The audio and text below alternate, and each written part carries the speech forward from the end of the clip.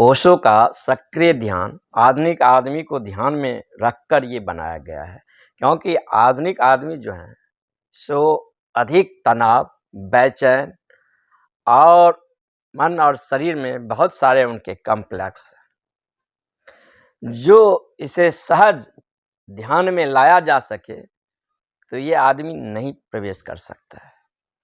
ध्यान के लिए विधियां तो निष्क्रिय ही विधियां हैं। ध्यान में सहज प्रवेश करने के लिए निष्क्रिय ही विधियां के द्वारा हम ध्यान में प्रवेश कर सकते हैं, लेकिन मन और शरीर में इतना बेचैनी है जो उसका ये एक भीतर एक परत बन गया है, वह परत उसे प्रवेश ही नहीं करने देगा।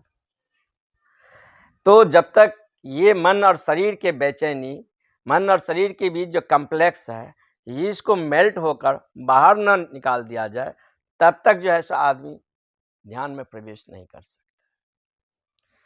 इसका जो पहला चरण है वो प्राणायाम है, बहुत डीप ब्रीदिंग है और एक अराजक श्वास प्रश्वास है। पहला चरण में हम कार्बन डाइऑक्साइड छोड़ते हैं और ऑक्सीजन जो लेते हैं, और शरीर में जितना ऑक्सीजन चला जाएगा खून में उतना ऑक्सीजन आ जाएगा, शरीर में विद्युत का संचार हो जाएगा, जैसे हम जैविक ऊर्जा कह सकते हैं। शरीर अधिक प्राणवान हो जाएगा। अब शरीर की अपनी विद्युत संरचना होगा, जीवंत होगा, क्योंकि अभी जो शरीर है सो ठोस हो चुका है। जब हम ज़्यादा ऑक्सीजन लेते हैं, शरीर जो ठोस हुआ मालूम होता है, शरीर का इलेक्ट्रिसिटी और शरीर में जो विद्युत ऊर्जा है वह हीट हो जाता है, उष्ण हो जाता है और वह लिक्विड फॉर्म में आ जाता है और वह गति करने के लिए अब बाध्य है। क्योंकि कोई भी ऊर्जा जो ठोस रूप में है, जब तक वो लिक्विड फॉर्म में नहीं होगा तब तक उसको हम ट्रांसप्लेंट नहीं कर सकते, बदल नहीं सकते हैं दूसरे आयाम में। तो जब हम ज़्यादा ऑक्सीजन लेते हैं तो शरीर के बीच जो ठोस हो चुका विद्युत ऊर्जा है उसमें हीट के कारण उसमें एक उष्णता आ जाता है। अब वह प्रवाह के लिए बाध्य है। अब उसे हम दिशा दे सकते हैं, जिस दिशा में उसे हम मोड़ सकते हैं उस दिशा में वह जा सकता है। तब वह हमारे लिए एक नाव हुआ, जिस नाव पर हम बैठकर अब हम यात्रा कर सकते हैं।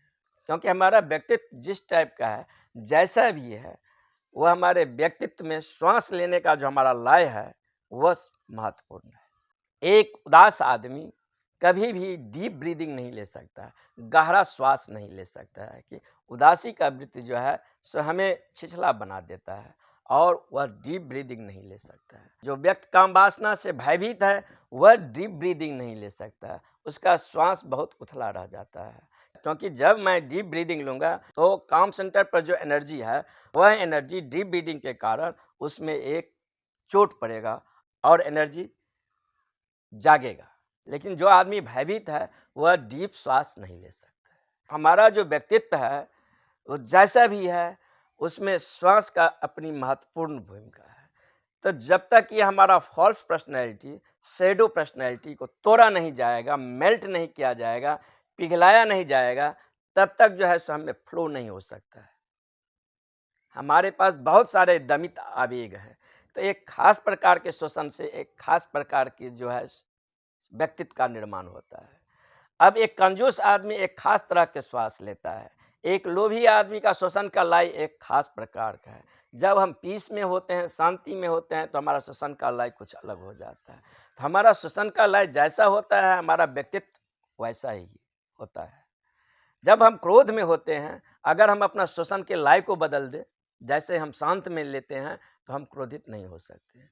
अगर हमारे चित्त को काम वासना ने घेर लिया है, अगर हम अपना श्वसन को लय को बदल देते हैं, तो फिर हम काम वासना में नहीं उतर सकते हैं। लाख चित्त प्रयास करें, नहीं उतर सकते हैं, क्योंकि काम वासना के लिए डीप ब्रीदिंग चाहिए, डीप श्वसन का लय चाहिए। तो ये योग ने हजारों प्रयोग करके ये जांच लिया है कि श्वास के लय कैसा होता है तो व्यक्तित्व में मन स्थित कैसा होता है।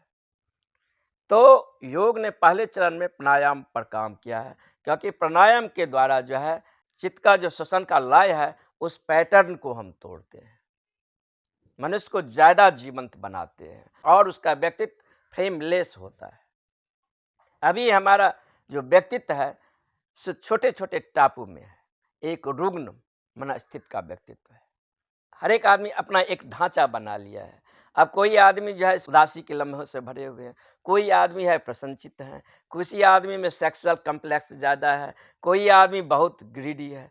जब तक ये मनोवेग हमारे भीतर रहेगा, ये मनोवेग, ये कॉम्प्लेक्स हमारे मन से मेल्ट होकर नहीं निकल जाएगा, हम अपने अंतस में नहीं पहुंच सकते, क्योंकि यह एक दीवार का काम करता है जो मुझे भीतर प्रवेश करने में रोकता है।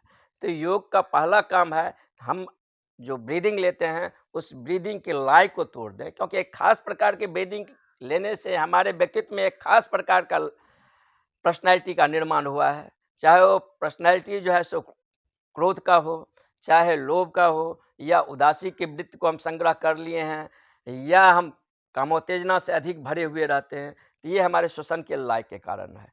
तो योग ने कहे कि अगर हम मनस्थिति बदलते हैं तो हमारा श्वसन का लय भी बदल जाता है, और हम अपना श्वसन बदलते हैं तो हम अपना मनस्थिति भी बदल सकते हैं। इस श्वास के साथ मन जो है बहुत गहरे में जुड़ा है। हमारा जैसा श्वसन होता है हमारा मन वैसा हो जाता है, और मन जैसा होता है शरीर उसका अनुगामी हो जाता है। तो योग गहरे में ये निष्कर्ष निकाला, अगर व्यक्तित्व का हम श्वसन प्रक्रिया को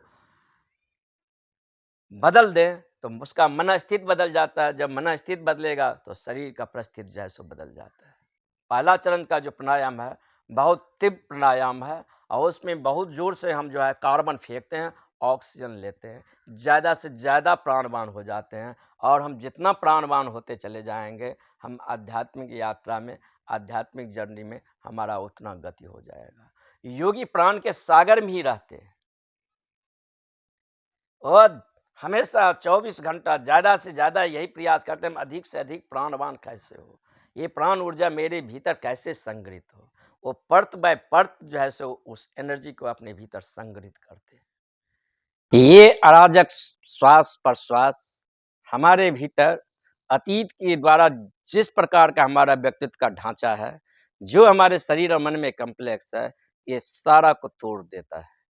क्योंकि अतीत के द्वारा हम जो अपना मनोवृत्त संग्रह कर लिए हैं लाखों लाखों जन्मों में, जो अपना हम संस्कार अर्जित कर लिए हैं, जिस प्रकार का हम अपना व्यक्तित्व बना लिए हैं, उसको तोड़ने के लिए ये अराजक श्वास प्रश्वास के द्वारा हमारा वो पैटर्न को, हमारे व्यक्तित्व में जो लय हो गया है, वो एक शैडो पर्सनैलिटी बन गया है, उसको यह तोड़ देता है। क्योंकि जिस टाइप का हमारा पर्सनैलिटी है, जैसा हमारा व्यक्तित्व है, एक संकीर्ण चित्त का है, एक ब्रॉड मस्तिष्क नहीं है, ताकि हमारे अंदर एक ब्रॉड मस्तिष्क कैसे पैदा हो, क्योंकि जिसका मस्तिष्क ब्रॉड होता है, विशाल होता है, वह संकीर्ण विचारधारा का नहीं होता है, वह छोटे छोटे खंडों में अपने को नहीं बांटता है, पूरा यूनिवर्स उसी का है।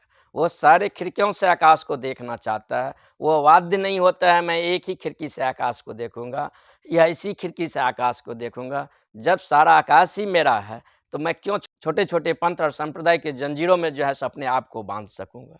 लेकिन आदमी छोटे छोटे संप्रदाय और पंथों में बटा हुआ है, ये उसकी मान्यता है। अब कोई आदमी कहता है कि मैं जैन हूँ, कोई आदमी कहता है मैं बुद्ध हूँ, कोई आदमी कहता है मैं कबीर का फॉलो करता हूँ, कोई आदमी कहता है मैं ओशो का फॉलो करता हूँ। जब हम किसी के व्यक्तित्व को फॉलो करते हैं तो हमारा व्यक्तित्व जो है सो निर्माण नहीं हो सकता है। गुरु का काम ही है, वह हमें प्रभावित नहीं करना चाहते हैं। प्रभाव का मतलब हो गया है कि हम गुलाम चित्रवृत्ति का हैं, हम किसी के दास्ता में आ रहे हैं, हम किसी का अनुसरण कर रहे हैं। अनुसरण किसी को नहीं करना है। हमारे भीतर वो बिल्ट इन प्रोग्राम, हमारे भीतर जो क्षमता है, हमारे भीतर जो सोया हुआ वो चेतना है, हमारे भीतर जो परमात्मा का अस्तित्व है, उससे मेरा कैसे परिचय हो जाए। गुरु इसके लिए मात्र संकेत देते हैं, मात्र इसके लिए वो माध्यम है। तो हमें किसी भी प्रकार का दास्ता जो है, किसी भी प्रकार के संप्रदाय में किसी भी पंथ को मानने से वह एक चित्त में दास्ता और गुलामी पैदा हो जाता है।